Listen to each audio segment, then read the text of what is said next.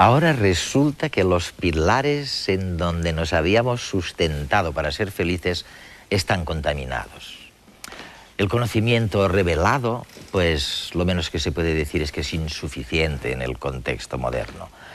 El conocimiento genético, nuestro miedo terrible a las serpientes y a las arañas, pues es irrelevante en el mundo de hoy. Y el conocimiento aprendido, pues la mayor parte es infundado. Ni somos el centro del universo, ni cantidad de cosas que creíamos que éramos. ¿Qué queda?, se dirán conmigo. Bueno, quedan recursos nuevos y extraordinarios de los que hablamos en este programa.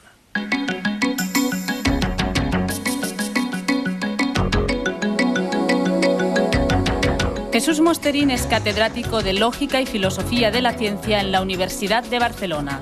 Autor de más de una veintena de libros, la obra de Mosterín se caracteriza por incorporar el conocimiento científico al debate filosófico. No podíamos tener a otro invitado para este programa, porque eres posiblemente el único de los filósofos que yo conozco que además de leer a los filósofos del siglo XVIII, francés, intentan penetrar en la realidad utilizando el método científico, ¿no? Eres un multidisciplinar, para utilizar una palabreja. Ahora, tú fíjate, la gente en la calle no lo tiene fácil, ¿no? A la hora de decir, me voy a informar para poder tomar una decisión, me caso, no me caso, tomo este trabajo, no tomo este trabajo, salgo de viaje, me quedo en casa. Lo primero que tiene a mano, digamos, es un conocimiento que podemos llamar el conocimiento revelado, que básicamente lo podemos resumir diciendo, oye, en la evolución hay un propósito, eso cada vez marchamos hacia algo más bello o más verdadero o lo que sea, o más complejo. Y la segunda cosa que nos dice este conocimiento revelado es que somos distintos nosotros, los homínidos, del resto de los animales.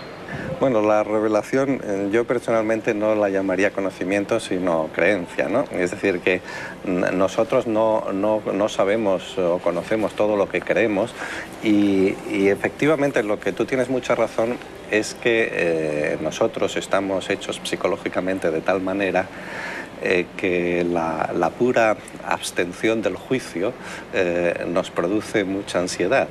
Y por eso, cuando no conocemos algo, preferimos cualquier creencia, aunque sea una creencia absurda o obviamente falsa, a una situación de ignorancia o de no saber o de abstención. Incluso los psicólogos se basan en esto para hacer todo tipo, por ejemplo, estos famosos test de Rorschach y tal, donde simplemente te ponen una mancha cualquiera que no representa nada, pero el sujeto la mira e inmediatamente ve ahí la representación de algo familiar. Entonces parece que, no desde el punto de vista del conocimiento, pero sí desde el punto de vista de la tranquilidad, es más tranquilizante una mentira piadosa, digamos, que no un no saber.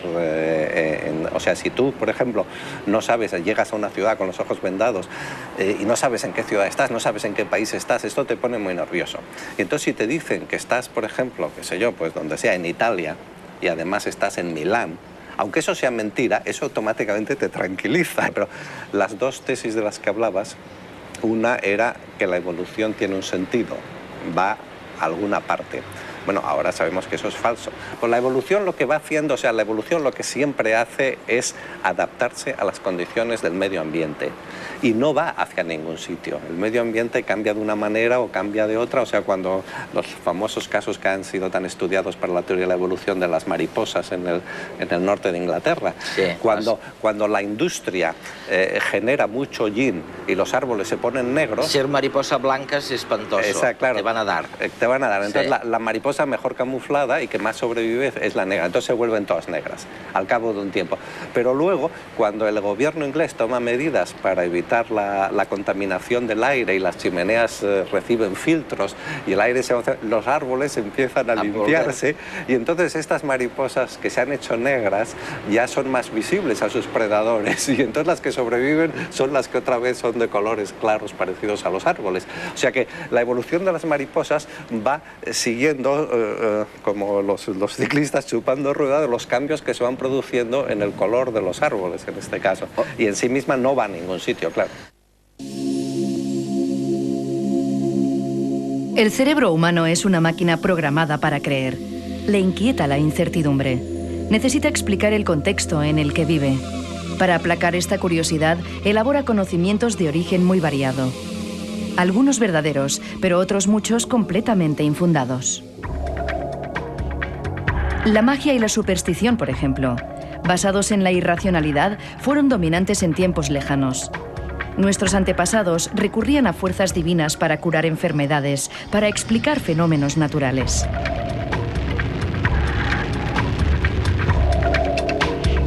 Todavía hoy, este conocimiento revelado es protagonista.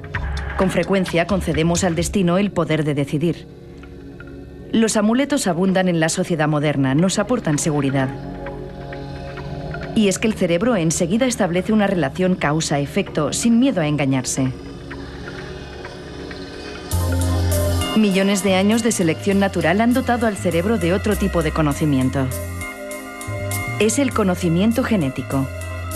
El miedo a las serpientes o la pérdida de movilidad ante el peligro parecen ser rasgos heredados por la evolución.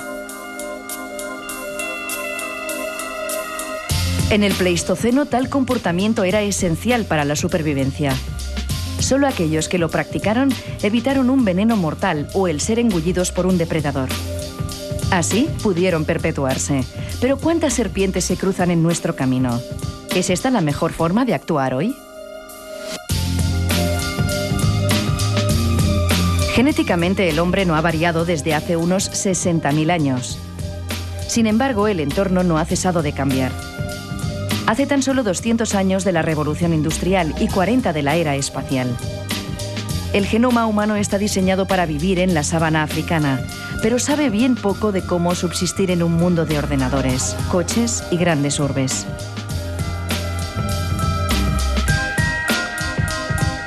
En la escuela y durante el curso de nuestra educación, el cerebro se empapa de un tipo de conocimiento más, el aprendido. Nos enseñan que somos diferentes, que el lenguaje es la clave de la supremacía del hombre sobre el resto de animales. Y lo aceptamos.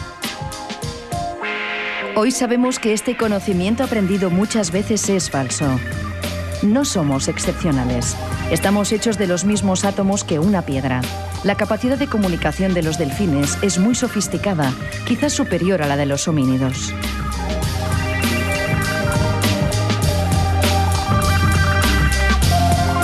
Y por fin llegamos al conocimiento científico. Esta adquisición reciente nos ofrece información fiable.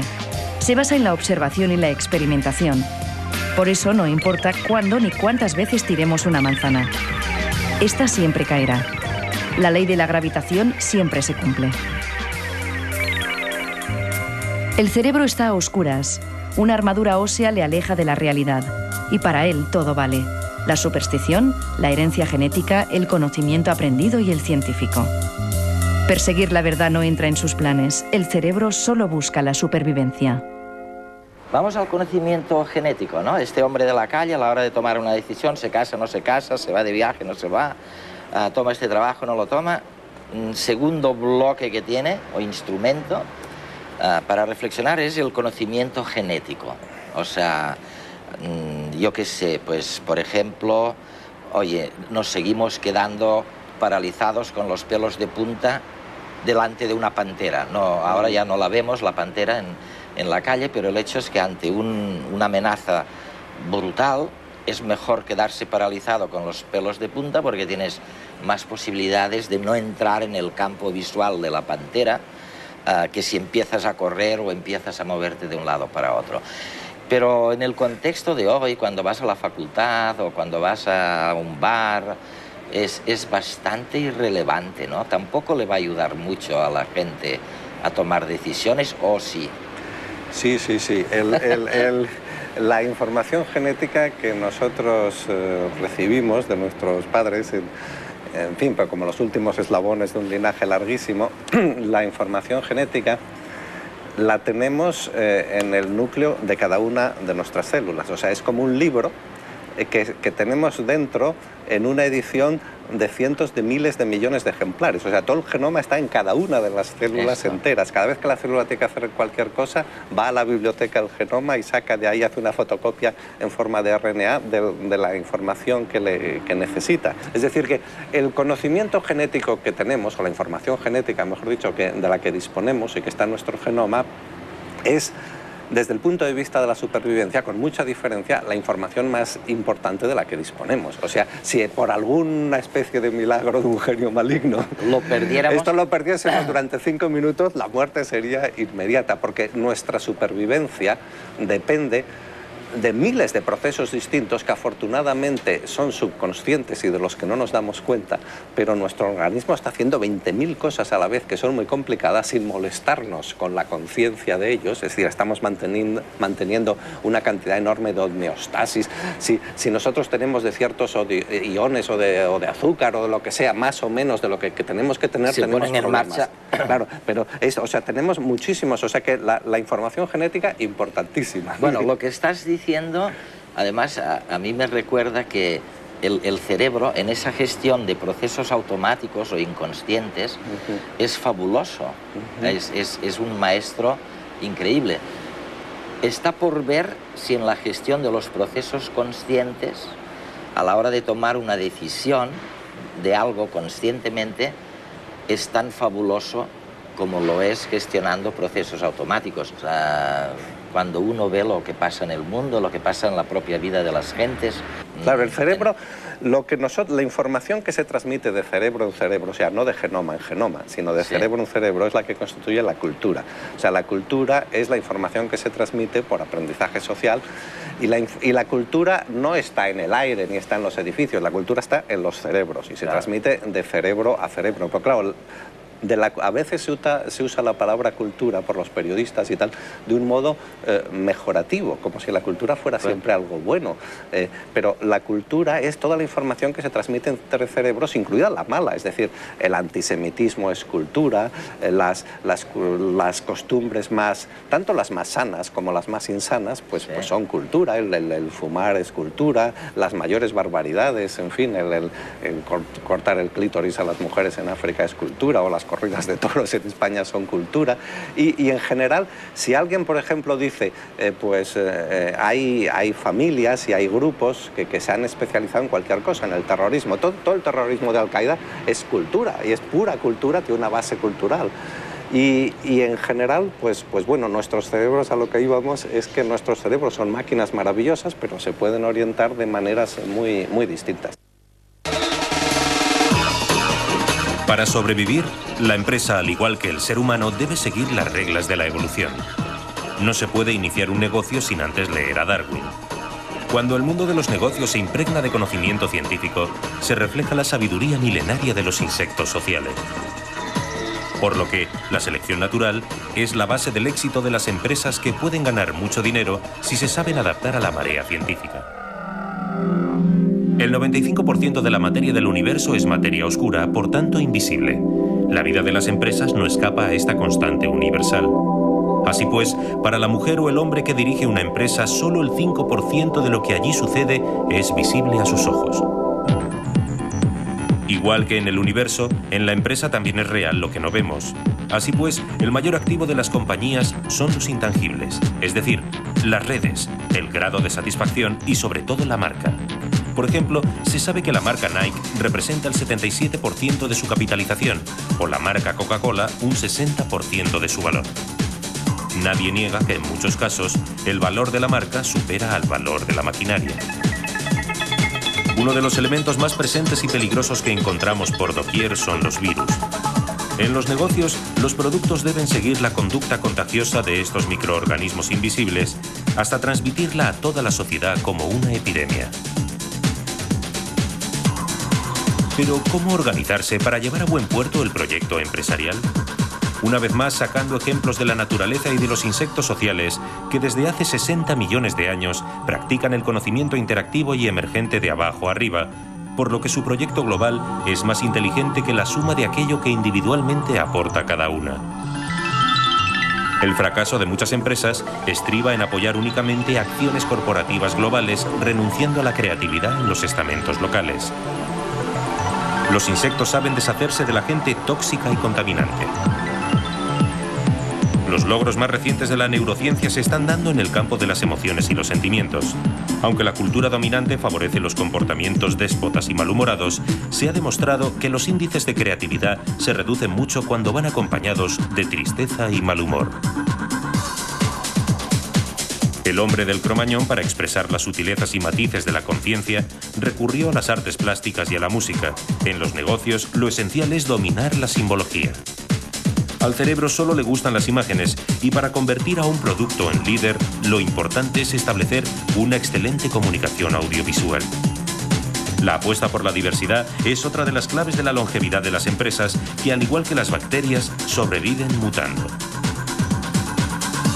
Las máquinas y el cerebro planetario serán la base de una educación distinta que garantizará el éxito de los negocios que, como ya apunta la genética, nos traerá productos a la carta y ofertas individualizadas.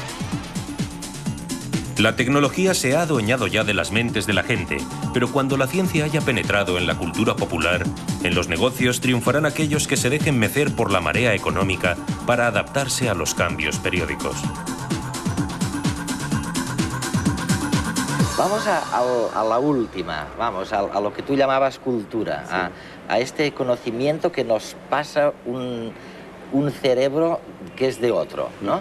Y aquí lo que descubrimos a medida que pasan los años es que mucho de este conocimiento es infundado.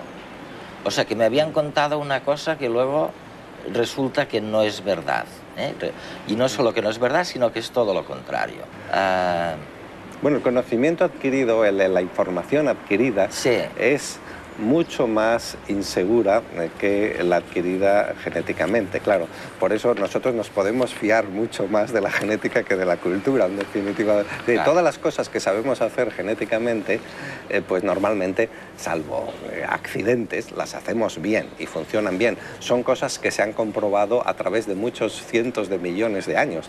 Mientras que las cosas que nos han contado, que es en definitiva lo que constituye nuestra cultura en todos los campos, bueno, pues nos han contado, como tú decías, de todo. Tradicionalmente la mayor parte de las cosas que nos han contado pues eran mentira y simplemente han cumplido esa función de la que hablábamos, de bueno, pues que no tuviésemos una especie de neura, de que no sabemos nada, de que estamos perdidos. Bueno, pues nos decían como a los niños a veces, que se les dice cualquier cosa para calmarlos, digamos, y que estén tranquilos. Y ahora, en cambio, nos dicen sabemos mucho menos de lo que la gente cree que sabe, ¿no? Claro, claro. Nosotros, una parte del progreso científico y del progreso del conocimiento, una parte consiste en saber cada vez cosas que antes no sabíamos y otra parte consiste en enterarnos de que cosas que creíamos saber en realidad no las sabíamos porque son falsas. Yo por eso les digo a mis amigos, oye, más importante, decídselo a vuestros hijos, más importante que aprender es desaprender, ¿no? Oye, vamos a intentar ahora, con toda esta parafernalia, a ver si somos capaces de sugerir algo que ahora les hemos sugerido ya a la gente, que desconfíen un poco de lo que saben, ¿no? Y de que probablemente las cosas están menos claras de lo que aparentemente se nos dice. Pero vamos a cosas concretas ahora. El conocimiento científico, este conocimiento tan reciente, ¿sirve para algo en la vida cotidiana o no sirve? Porque yo me encuentro con científicos también que paradójicamente me dicen, oye, la ciencia, y sobre todo la ciencia básica, eso es otro mundo, eso no tiene nada que ver con la vida cotidiana, no te va a solventar, no está hecho para eso la ciencia. Y yo digo, oye, pues estamos apañados si esto es así, ¿no? ¿Tú qué crees? ¿Que te puede servir el conocimiento científico para la vida cotidiana. La ciencia pura, la ciencia básica, tiene diversos tipos de, digamos, de utilidades, tiene diversos tipos de retombées, de esto que se dice, diversos tipos de resultados favorables. Y algunos, en los que se fijan más a veces los políticos y los periodistas, son las aplicaciones tecnológicas de la ciencia. Yeah. Pero estas no son las que más interesan a los científicos. Y hay muchas ciencias que no tienen aplicaciones tecnológicas, por ejemplo, la cosmología, la astronomía, qué sé yo, pues el estudio de los dinosaurios, el estudio del origen de la vida, todas estas cosas no tienen, pero lo que sí tienen es aplicaciones cosmovisivas, filosóficas, ideológicas, es decir, nos ayudan a situarnos y a tener una visión global de cómo es el mundo y de cuál es nuestra posición en el mundo. Y esto es muy importante, porque naturalmente, si nosotros ahora tenemos la idea de que, desde luego, no somos el centro del universo, pero que incluso todo nuestro sistema solar es uno más de entre más de 100.000 millones de sistemas solares que hay en nuestra galaxia, y que nuestra galaxia es una más de entre también más de 100.000 millones de galaxias que hay en el universo observable, que habrá muchas más que no observamos. Es decir, que todo esto nos produce una especie de vértigo, pero al mismo tiempo una lucidez, nos da una perspectiva de cuál es la situación real en la que estamos. Y esto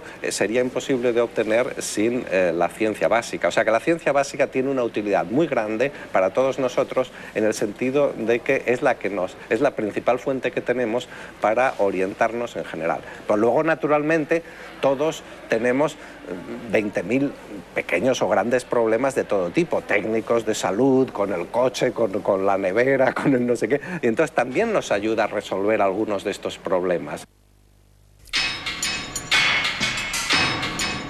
¿Se ha sentido alguna vez machacado por el ritmo monótono del paso de minutos, horas, días o años? El tiempo físico, a pesar de que, como nos ha mostrado la teoría de la relatividad, no es un valor absoluto, se nos muestra uniforme a los humanos. Sin embargo, existe una escapatoria que todos conocemos, el tiempo psicológico. Y es que dentro de nuestra mente el tiempo se distorsiona. Así, el viaje de ida a un restaurante cuando tenemos hambre puede hacérsenos eterno, y en cambio el viaje de vuelta, ya alimentados y relajados, es un suspiro. Para acceder a este tiempo privado de cada uno de nosotros, solo se necesita un requisito: la emoción. Los sentimientos engrasan el funcionamiento de nuestro cerebro y son los responsables de que se esfume el tiempo físico cuando estamos enamorados, por ejemplo. Otro factor importante para nuestra felicidad es la interactividad con los otros. Como herederos de los primates, necesitamos vivir en sociedad y el reconocimiento de los que nos rodean. La soledad impuesta genera depresión y una disminución de las defensas del organismo frente a las infecciones. Al igual que nosotros, las bacterias interactúan unas con otras constantemente, intercambiándose información en forma de fragmentos de ADN y aumentando así su diversidad. Además, son unas grandes innovadoras. Gracias a que incorporan nueva información, mutan y se hacen resistentes a diferentes ambientes. De ellas también podemos aprender la capacidad para cambiar según las circunstancias, la flexibilidad ante los nuevos retos. Para acabar, una última lección de la ciencia para la vida cotidiana: aprender de la experiencia. En contra del conocimiento que nos dan como de sentido común y de las verdades reveladas por la religión, no hay manera más efectiva de aprender que experimentar por nosotros mismos. Y es que el más sabio no es el que acumula más respuestas, sino el que formula más preguntas. Jesús, nos quedan, yo creo, dos sugerencias que nos hace también la ciencia pensando en la vida cotidiana, ¿no? Es el tema de la interactividad, lo que ha puesto de manifiesto todas las investigaciones en el campo de la genética, en el campo de la biología, yo diría hasta en el campo de la física, es que todo está interrelacionado y que la figura esa que nos habían transmitido de pequeños, de un sabio reflexionando en la cueva y llegando a la sabiduría, eso es pura falacia. Que solito en una cueva, lo hemos visto con las ratas, oye, se les desmorona el sistema inmunológico si no pueden hablar con otras. y que sin interactividad, sin hablar con los demás, sin este contacto, no hay progreso.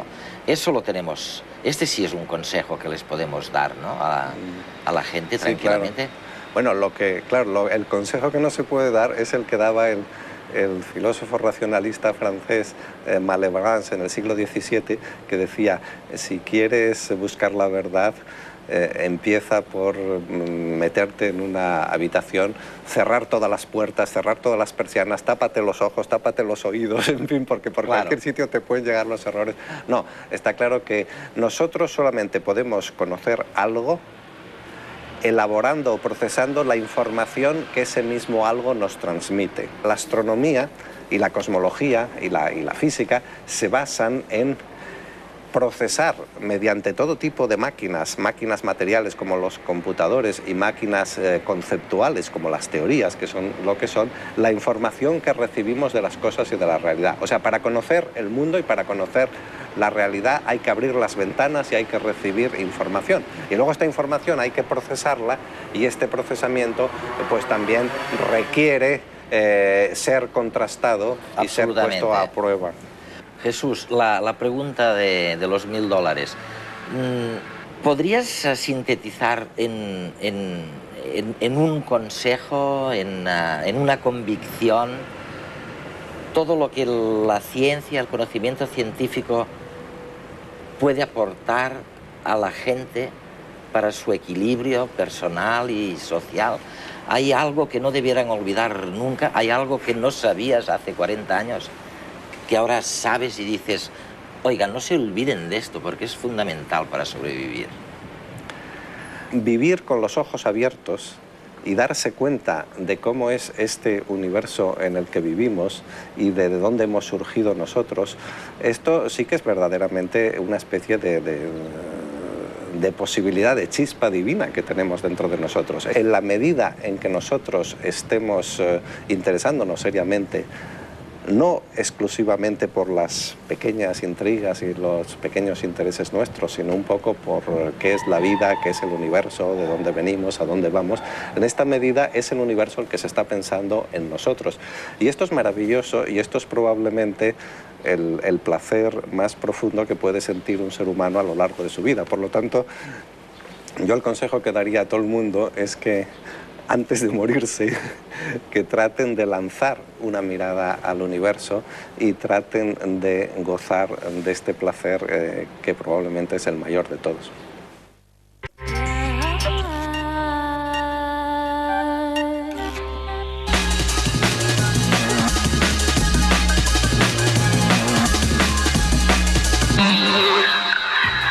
Según las encuestas, cada vez somos más ricos pero menos felices. ¿Qué nos hace felices? ¿Qué es la felicidad? Los expertos recurren a la sabiduría popular y recuerdan que no es más rico ni más feliz el que más tiene, sino el que menos necesita. Las estadísticas son contundentes. En los países desarrollados cada vez tenemos casas más grandes y más comodidades. En tan solo unas décadas poseemos el doble de coches y en la mayoría de los hogares hay lavavajillas, secadora y aire acondicionado. Y el número de ordenadores personales se ha multiplicado por 5 en tan solo 6 años.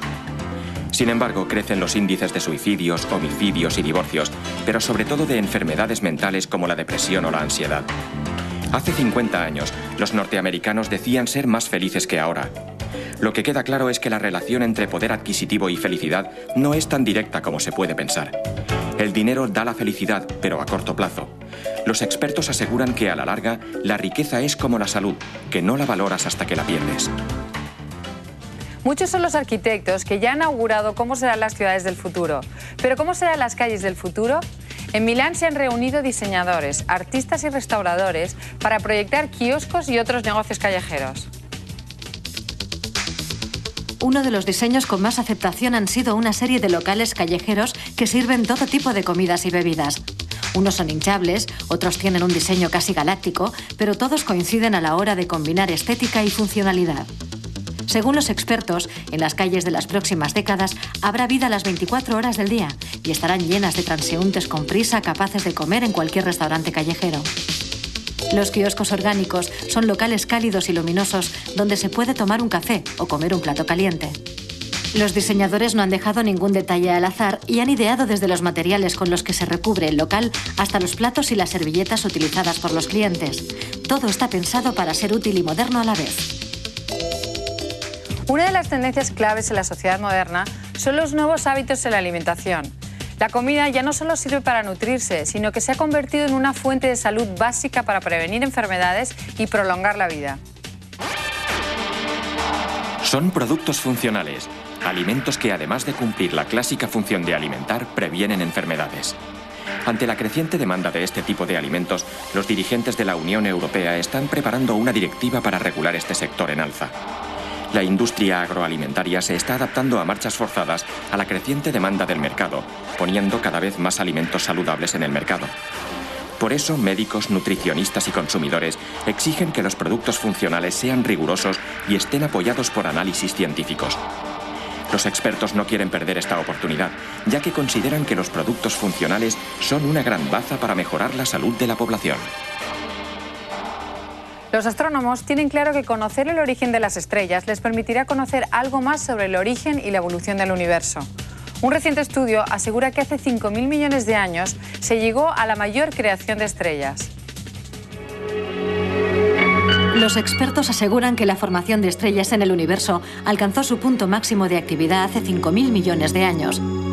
Los astrónomos han realizado estas determinaciones analizando el espectro de luz visible de unas 100.000 galaxias cercanas para posteriormente elaborar una cronología de la formación de estrellas. Otra teoría que se ha deducido en el estudio es que a más masivas eran las galaxias, más pronto se formaron las estrellas que las componen. En el estudio se utilizaron unos programas informáticos que subdividían la información en paquetes de datos de información más reducidos y por lo tanto más manejables y más rápidos de procesar.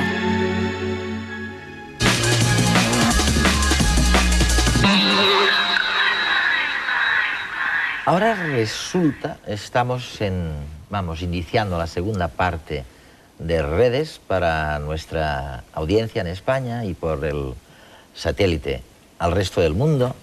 Estamos reiniciando lo que es un tema candente. Todo el mundo anda buscando claves para sobrevivir. Y resulta que las claves en las que nos habíamos basado hasta ahora están siendo cuestionadas, profundamente. Fíjense, el conocimiento revelado. Bien, oye, por lo menos es insuficiente, estarán de acuerdo conmigo, ¿no? El conocimiento genético, nuestro miedo a las arañas y a las serpientes, importante, pero probablemente bastante irrelevante en el contexto de nuestro mundo urbano, ¿no? El conocimiento aprendido, la mayor parte de él infundado. Oye, Bernat, ¿qué hacemos? ¿Nos queda la ciencia? ¿Qué nos queda para guiarnos en...? No sé si la ciencia tiene... Desde luego, lo que no puede ser la ciencia es una nueva forma de religión. Es decir, la ciencia ha demostrado ser un instrumento muy potente para cambiar la realidad y para generar entornos con una supervivencia mayor, un bienestar mayor, una felicidad mayor. Pero lo que quizás el esfuerzo que deberíamos hacer como especie, digamos, es transformar la ciencia en conocimiento. O sea, que ese acúmulo de datos, ese acúmulo de instrumentos nos permitan reflexionar sobre la realidad. Y no es la primera vez que se hace. O sea, Aristóteles fue en realidad un gran naturalista, es decir, pasa por ser filósofo, el naturalista más grande de la antigüedad. Y lo que hizo fue una reflexión filosófica de los datos que había ido acumulando, el bípedo implumes, de toda una serie de conceptos que arrastramos hasta ahora. Entonces, yo creo que el conocimiento, si conseguimos transformar las observaciones en pensamiento y en conocimiento, a lo mejor tenemos una forma de leer la realidad un poco mejor que los instrumentos que utilizábamos hasta ahora. Pero esta realidad física, Javier, tú eres físico, ¿en qué medida configura nuestra manera de ser y por lo tanto podría contribuir, si somos conscientes de ello, a sobrevivir, ¿no? Sí, hombre, yo considero muy interesante lo que acaba de decir Bernat, ¿no? Porque la ciencia, en principio, lo que busca es la verdad, ¿no? No solamente el conocimiento, sino el conocimiento de la verdad, ¿eh? Y es muy posible que la evolución, es muy posible que la guía, no solamente del humano, sino incluso de las especies, sea esa búsqueda constante de lo mejor, de la verdad, ¿no? Y esa constante búsqueda de eso es la que nos lleva a movernos y nos lleva a buscar nuevos caminos y explorar nuevas soluciones. Tú porque eres científico y crees que el cerebro está diseñado para la búsqueda de la verdad, ¿no? Pero en realidad el cerebro, cuando hablas con los fisiólogos, lo que te dicen es que está diseñado para sobrevivir, para que no te des trompicones contra una pared. O sea que tu búsqueda de la verdad, yo estoy de acuerdo contigo si lo hago equivalente a la búsqueda para sobrevivir, ¿no? Exacto, eso. Exacto. Quiero decirte, la regeneración de tejidos sí es probablemente uno de los grandes instrumentos para sobrevivir mejor de cara a los próximos. La capacidad de regeneración tisular se va perdiendo en la escala evolutiva. Sí. Y la nuestra es mucho más limitada que la de otros vertebrados, digamos que llamamos inferiores. Esto no es ningún calificativo. Sí. Lo que sí que es posible es que las claves de esa regeneración puedan ser útiles para diseñar instrumentos en medicina regenerativa en nuestra especie. Eso yo creo que es un campo de trabajo muy pertinente. Lo que dices está en la antesala de lo que también comentas tú en el libro que has publicado, ¿no? Lo del ciberhombre, ¿no? O sea, la evolución biológica también la veo que está muy limitada. Hay quien piensa, y digamos, y creo que el ejemplo es muy bueno, es decir, el ejemplo que ponías del libro, digamos, es muy bueno porque hay quien piensa que posiblemente el próximo paso no es una nueva especie en el sentido genético, sino una forma de vivir la vida en la cual utilicemos muchos, digamos, instrumentos que nos ayudan a vivirla. Sí. Lo que ocurre, claro, que el concepto de hombre, ¿no?, que tenemos en la actualidad quedará totalmente, digamos, dañado, modificado, cuando empecemos a conectarnos nuestras neuronas a chips, no un chip, sino muchos chips, esos chips se puedan conectar entre sí y podamos caer en ese tipo de pensamiento coherente que incluso hablan algunas personas.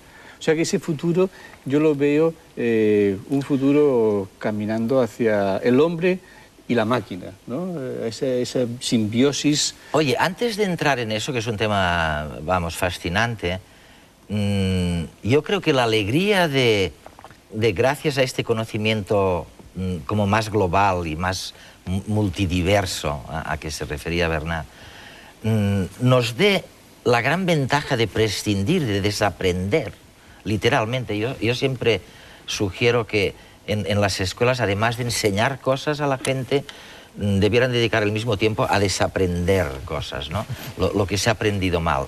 Entonces, un ejemplo, os quiero pasar un reportaje graciosísimo.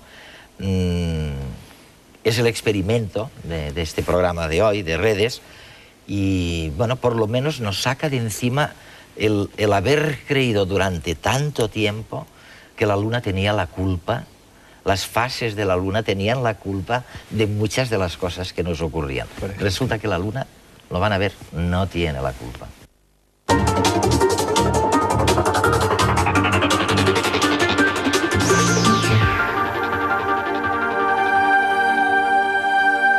A pesar de que la creencia popular asocia la luna llena con un cambio en el comportamiento humano y que por su causa hay más partos, accidentes o violencia, los estudios científicos no corroboran esta percepción. Para verificar el mito de la luna se han llevado a cabo numerosos estudios. En Canadá, por ejemplo, se estudiaron 27 series de nacimientos no inducidos durante 51 años. Ninguno de los estudios halló correlación entre la fase lunar y el número de nacimientos. Al superponer un calendario lunar con la distribución de partos en las mismas fechas, no se encontró relación alguna. Es cierto que las fases de la luna afectan masas oceánicas y provocan mareas, pero esto sucede porque se trata de grandes masas de agua.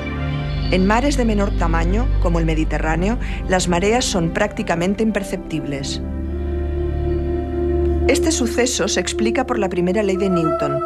La atracción es proporcional a la masa e inversa a la distancia al cuadrado. Si la masa disminuye y la distancia aumenta, la fuerza de atracción decrece hasta apenas apreciarse, como pasa con el Mediterráneo. O entre los astros y las personas. La madre ejerce una fuerza 12 millones de veces superior que la luna sobre el bebé que lleva en brazos. Las fases de la luna no son más que un juego de luces, son la interposición de la Tierra entre la luz del Sol y la luna. La luna completa una órbita en 29 días alrededor de la Tierra a 384.000 kilómetros de distancia.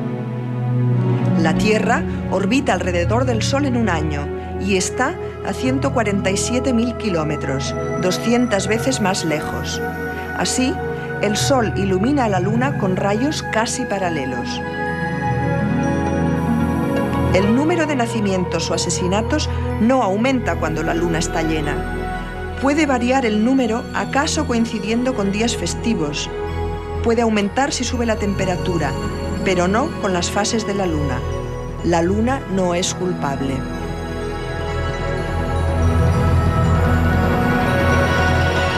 La luna no tiene la culpa, ya lo ven. Y yo creo que olvidarse de eso, sacarse este peso de encima, ya es un alivio tremendo comparado con la zozobra que produce o puede producir esta fusión entre la máquina y el chip y el hombre de que hablabas, ¿no, Javier, para el futuro? Porque realmente, ¿qué es el ser humano, no? Tú que entras en, vamos, hasta lo más profundo, ¿no?, de los tejidos y de las células esas que se diferencian. No sé ¿Qué es el ser humano? No sé quién tiene la respuesta. Esa es una pregunta relevante. Y es muy relevante para quienes defendemos que hay que investigar con embriones. Porque si el embrión es un ser humano, no debemos de investigar con embriones. Es decir, un embrión, un ser humano nunca es un medio, digamos, para otro ser humano. Es decir, estamos en contra del uso, digamos. Está claro que yo no pienso eso, digamos. Ni lo piensan todos los premios Nobel, ni la Academia Nacional de Ciencias, ni las sociedades científicas. Pero tampoco estoy contestando a tu pregunta. Porque habría que preguntarle a un antropólogo qué rasgos o qué criterios permiten definir a un ser humano y diferenciarlo de otras especies.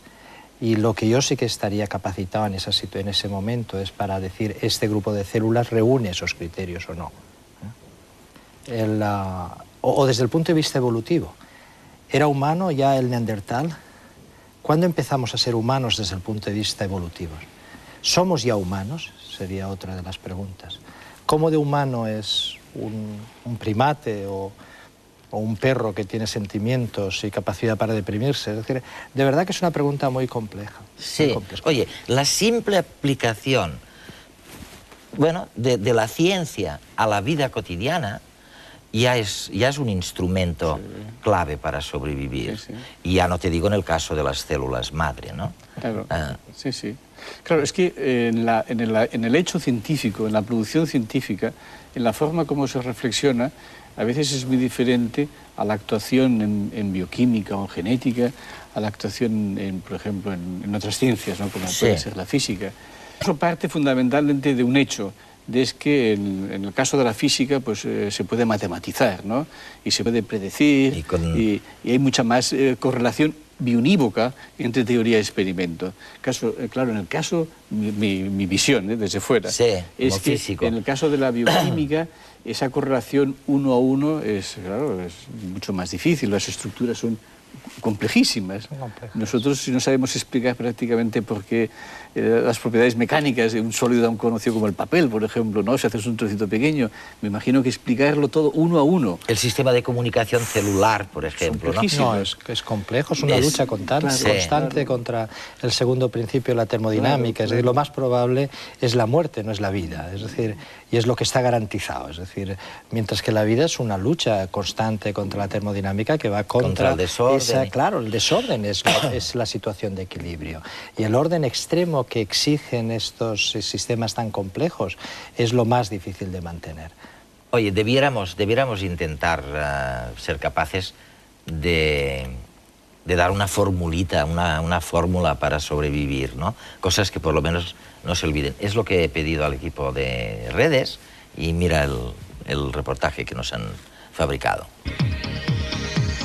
Decir que el dinero no da la felicidad parece un tópico, pero en realidad es cierto.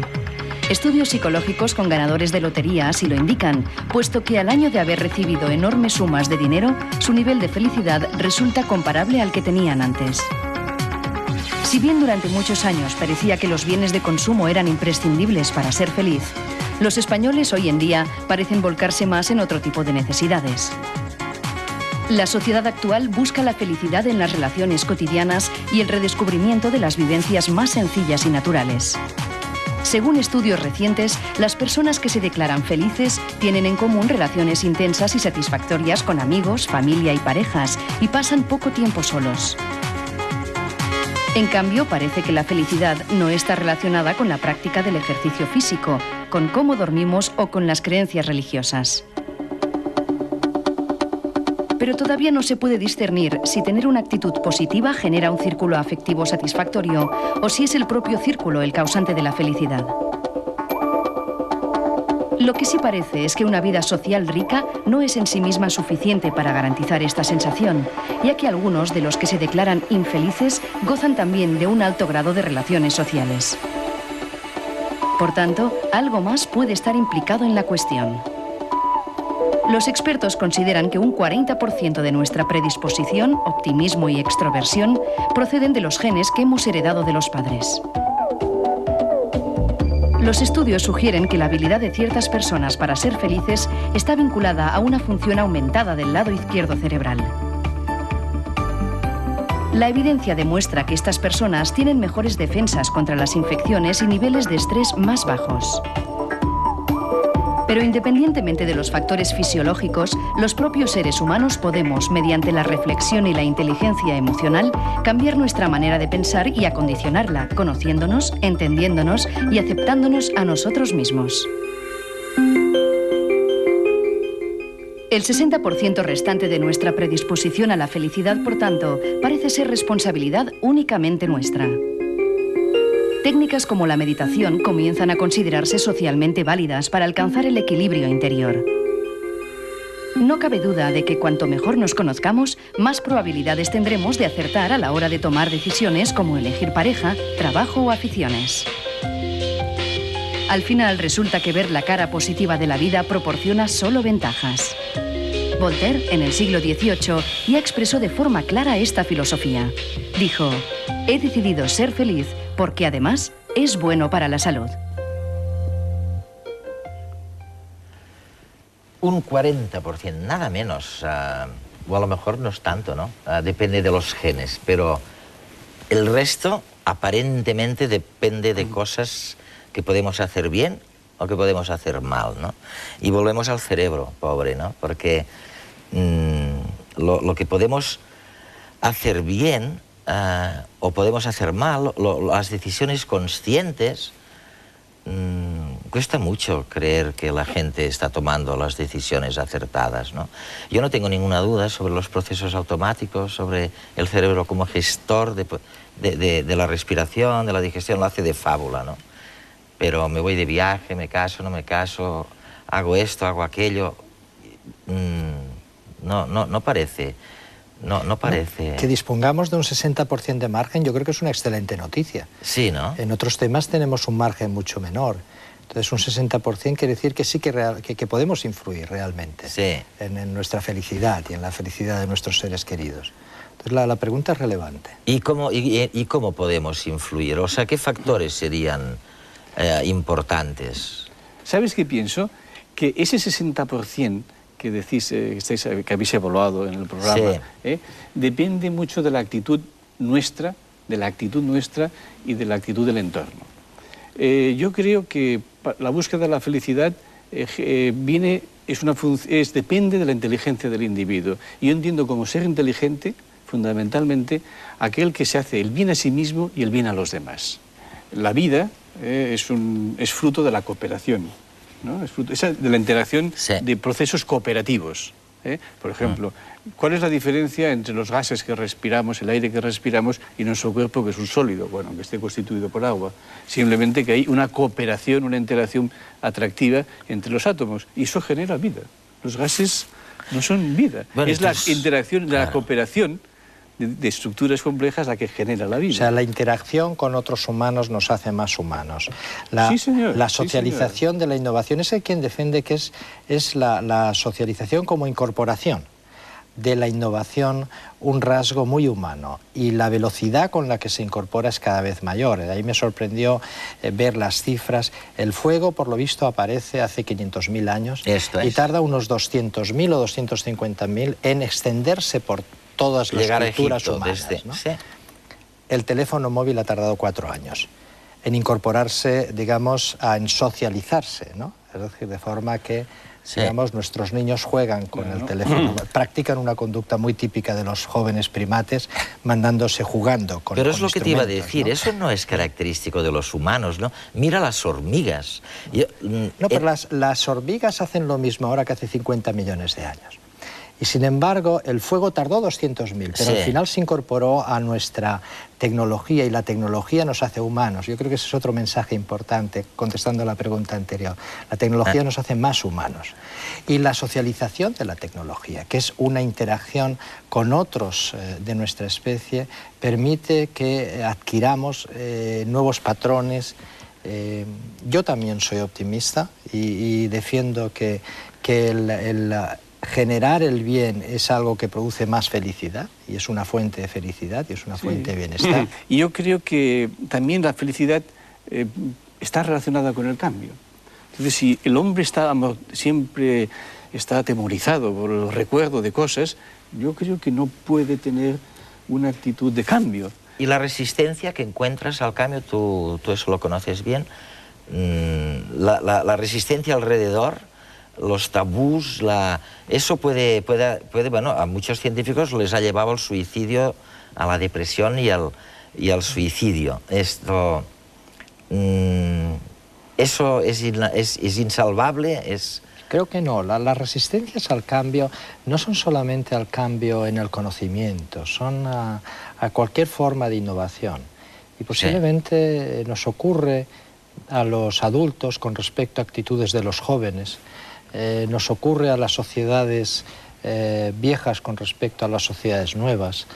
Estados Unidos fue un gran motor de la innovación cuando empiezan a recibir inmigraciones sucesivas de colectivos de poblaciones europeas que van a buscar allí cómo sobrevivir, y fue un gran motor de la innovación.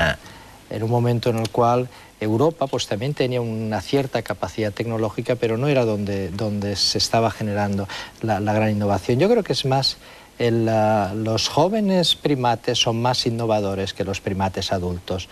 Yo creo que los tres ya estamos en esa categoría, ¿no? Y intentan buscar fórmulas. Por eso hay quien defiende incluso que los grandes descubrimientos se hacen todos antes de los 30 años, edad que yo creo que también hemos pasado los tres, ¿no?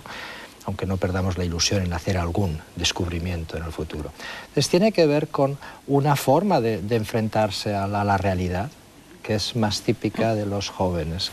¿Y los jóvenes serían más fácilmente felices entonces que los mayores? Yo creo que los jóvenes están sometidos a la dictadura de las hormonas, mucho más que nosotros. Y eso yo creo que no ayuda. Es decir, yo creo que hay, en ese razonamiento te has olvidado del parámetro del conocimiento, ¿no? La generación de para generar conocimiento no solamente hay que ser joven, sino hay que tener conocimiento. Sí. Como para hacer innovación en las empresas, no cualquier empresa puede innovar, innova aquella empresa que tiene conocimiento previamente adquirido y experiencia. Lo que se llama la experiencia es el conocimiento adquirido, ¿no? Pero, pero a nivel molecular ves muerte, o sea, ves dejar el paso a otras células todo el rato y a otras neuronas, y no hay progreso si no hay alguien que abandona el sitio y se retira, ¿no? Y en este sentido yo creo, y les voy a dejar con este pensamiento, en este sentido es donde vale la pena centrarse en el tema del desaprendizaje, porque el desaprendizaje es sacar una especie de costra que realmente impide que seamos sensibles y probablemente eso es tan importante como aprender. Algo importante, solo nos quedan 7 días para que envíen sus propuestas estableciendo su ley particular después de haber mirado las cosas a su alrededor. Y ahora sí, que les digo, hasta la semana que viene.